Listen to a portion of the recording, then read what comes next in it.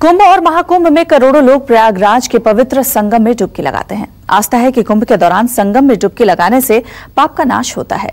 ये परंपरा सदियों से चली आ रही है, लेकिन खास बात है कि कुंभ और महाकुंभ से राजनेताओं को सियासी आशीर्वाद भी मिलता रहा है। महाकुंभ में मिले आशीर्वाद से राजनेताओं की सत्ता के सिंहासन पर बैठे तो हैं ही, लेकिन किसी गर्त में भी उन्हें पहुंचाया है। सवाल है कि आखिर महाकुंभ से नेताओं को कैसे मिलता है सत्ता का प्रसाद? देखिए।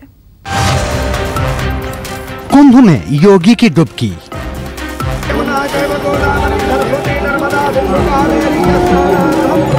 शाह का शाही स्नान।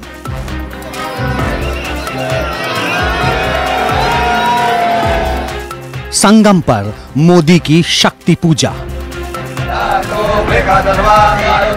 संगम की लहरों के बीच सिर्फ आस्था की डुबकियां ही नहीं लगती, यहां सियासत का शाही स्नान भी होता है। प्रयागराज के आंगन में सिर्फ भक्तों का सैलाब ही नहीं उमड़ता, यहाँ सियासतदानों का जमावड़ा भी लगता है। ये 3 तस्वीरें इसकी सबसे बड़ी गवाह हैं। सत्ताधारी पार्टी के इन 3 सबसे शक्तिशाली नेताओं ने बारी बारी से संगम में डुबकी लगाई।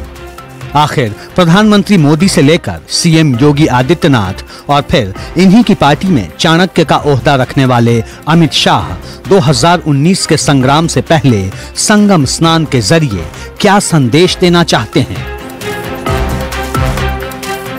आप माने या ना माने, प्रयागराज में संगम तट पर उमड़े 1.5 करोड़ आस्थावानों के सैलाब का सियासत से सीधा संबंध है। आप माने या ना माने, साधु संतों, अखाड़ों के शाही जुलूस और शाही स्नान देश का राजनीतिक मुकद्दर तय करते हैं। संगम तट के इस बेमिसाल अस्थायी शहर के अतीत की सियासी मुनादी दिल्ली के तख्त को रोशन करती आई है। इतिहास ऐसे कई उदाहरणों से भरा पड़ा है।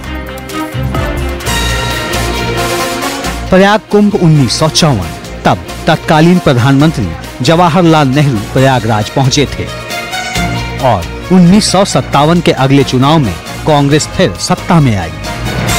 प्रयाग कुंभ 1966, तब तत्कालीन पीएम इंदिरा गांधी लाल बहादुर शास्त्री की अस्थियां विसर्जित करने संगम तक पहुंची और अगले चुनाव में वो पूर्ण बहुमत के साथ देश की प्रधानमंत्री बनी।